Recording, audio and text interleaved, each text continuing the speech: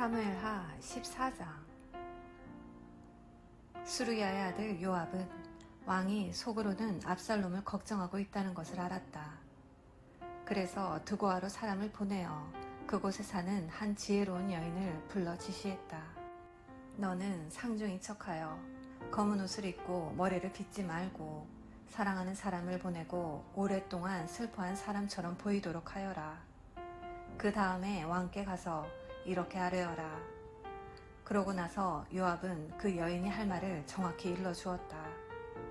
드고아 여인은 왕에게 가서 그 앞에 엎드려 절하고 경의를 표하며 말했다. 왕이시여, 도와주십시오. 왕이 말했다. 어떻게 도와주면 되겠느냐? 여인이 말했다. 저는 과부입니다. 남편은 죽고 두 아들만 남았습니다. 그 둘이 들판에서 싸움이 붙었는데 끼어들어 말려줄 사람이 주위에 아무도 없었습니다. 그래서 하나가 다른 하나를 쳐서 죽였습니다. 그러자 온 집안이 제게 달려들어 살인자를 내놓아라. 그가 형제를 죽였으니 우리가 그 목숨값으로 그를 죽이겠다고 요구했습니다.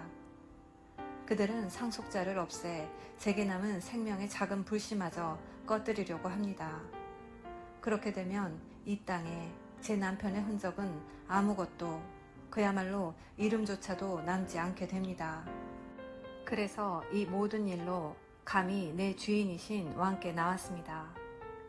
그들이 제 삶을 비참하게 만드니 저는 두렵습니다. 저는 마음속으로 이렇게 생각했습니다. 왕께 가야겠다. 왕이시라면 무슨 방법이 있으실 것이다. 왕께서 이 사정을 들으시면 나와 내 아들과 하나님의 유산을 모조리 없애버리려는 사람들의 횡포에서 나를 구해주실 것이다. 또한 이 종은 일찍이 왕께서는 선악을 분별하시는 데 있어 하나님의 천사와 같은 분이시니 이 일에 최종 판결을 내려주실 것이다 하고 생각했습니다. 하나님께서 왕과 함께 하시기를 빕니다. 왕이 말했다.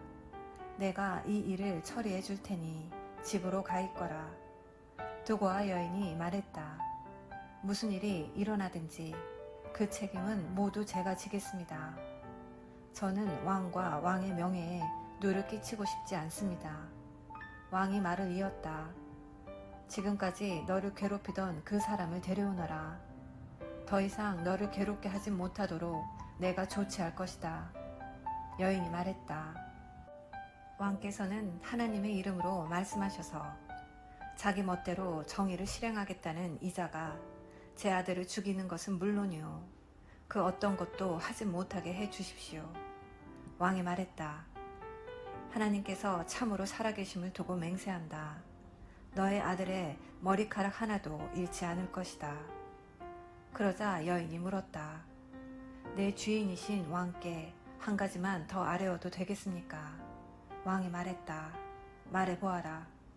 여인이 말했다. 그렇다면 어찌하여 왕께서는 하나님의 백성에게 바로 그 같은 일을 행하셨습니까? 왕께서는 내쫓긴 아들을 집에 데려오지 않으시니 방금 내리신 판결대로라면 자신에게 유죄를 선고하신 셈입니다. 우리는 모두 언젠가는 죽습니다. 한번 땅에 쏟은 물은 다시 담을 수 없습니다. 하지만 하나님께서는 생명을 빼앗지 않으십니다. 그분은 기어이 방법을 내셔서 쫓겨난 자라도 돌아오게 하십니다. 그러자 왕이 말했다. 내가 너에게 하나 묻겠다. 진실하게 대답하여라. 여인이 말했다. 예, 내 주인이신 왕께서는 말씀하십시오. 왕이 말했다. 이 일에 요압이 개입되었느냐? 내 주인인 왕이시여. 왕 앞에서는 오른쪽으로든 왼쪽으로든 피할 자가 하나도 없습니다. 그렇습니다. 저에게 이 일을 시키고 이 모든 말을 일러준 사람은 주인님의 신하 요압입니다. 요압은 이 모든 일을 되돌리고 싶어 그렇게 한 것입니다.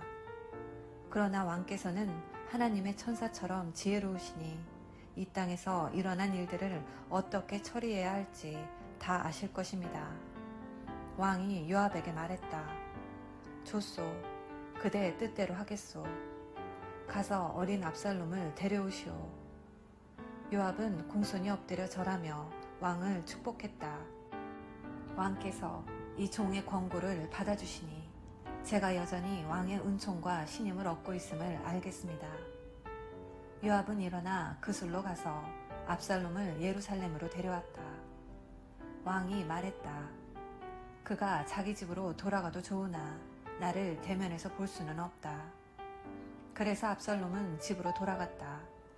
왕을 보는 일은 허락되지 않았다.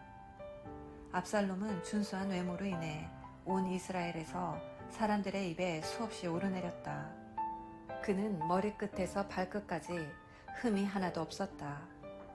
머리숱이 아주 많아서 봄이면 늘 짧게 깎았는데 머리를 깎고 나면 머리털의 무게가 1kg이 넘었다. 압살롬은 아들 셋과 딸 하나를 낳았다.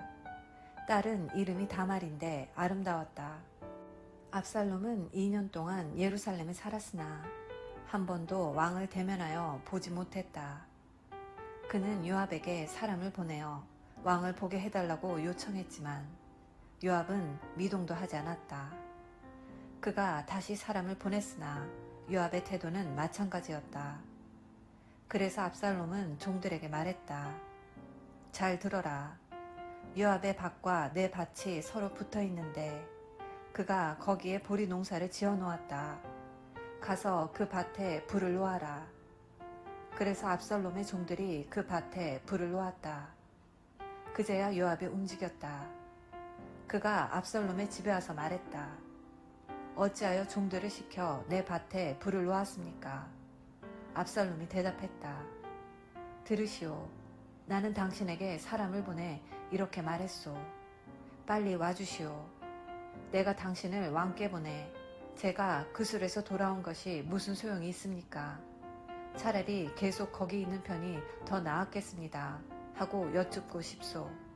내가 왕을 뵐 수 있게 해주시오.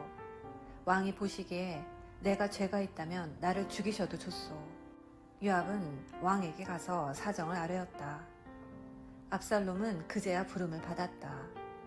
그는 왕 앞에 나아가 공손히 엎드려 절했다. 왕은 압살롬에게 입을 맞추었다. 아멘. 오늘은 사무엘하 14장 말씀을 함께 묵상하였습니다. 본문에서 말한 압살롬의 인물은 참으로 출중했던 것 같습니다. 그러나 그의 외모만큼 그의 내면이 온전한 것은 아니었습니다. 이러한 압살롬에 대한 다윗의 사랑은 매우 컸던 것 같습니다. 요압은 이러한 다윗의 마음을 읽고 꾀를 내어 다윗으로 하여금 압살롬을 불러오도록 계획합니다. 여인은 요압이 꾸며준 이야기대로 다윗에게 말하고 결국 하나님의 이름으로 자기 아들을 사면해준다는 약속을 받아내게 됩니다. 그러나 압살롬은 회개했다는 증거도 없고 희생제사를 드리지도 않았습니다. 이 여인은 요압의 말로 다윗을 속이고 있는 것입니다. 그러므로 이 시도는 겉으로는 용서와 화해의 시도로 보일지라도 사실은 거짓된 계략이라고 할 수 있습니다. 회개 없이 죄 용서는 없습니다. 하지만 다윗은 다시 한번 대충 넘어가려는 유혹을 받고 있습니다. 이러한 계략의 중심에는 요압이 자리 잡고 있습니다. 요압은 왕의 마음을 아는 것 같지만 오히려 그 왕의 마음을 이용했던 사람입니다. 그는 결국 솔로몬이 왕위에 오를 때 다윗이 반드시 제거해야 할 자로 선언하기도 했습니다. 결국 압살롬은 돌아왔습니다. 그러나 다윗은 압살롬을 불러들이고도 그를 미워하고 용서하지 않으므로 압살롬이 다시 반역의 길을 걷게 하는 잘못을 범하고 맙니다. 오늘 본문 말씀을 통하여서 압살롬과 요압과 여인을 통하여 겉모양만 비슷해 보인다고 진짜가 될 수 없음을 깨닫게 됩니다. 우리 또한 하나님의 말씀 앞에 그리스도인과 비슷해 보이고 닮아 보이는 것이 아니라 참된 그리스도인의 삶을 사시는 복된 자녀 되시기를 예수님의 이름으로 기도합니다. 사랑의 엄마.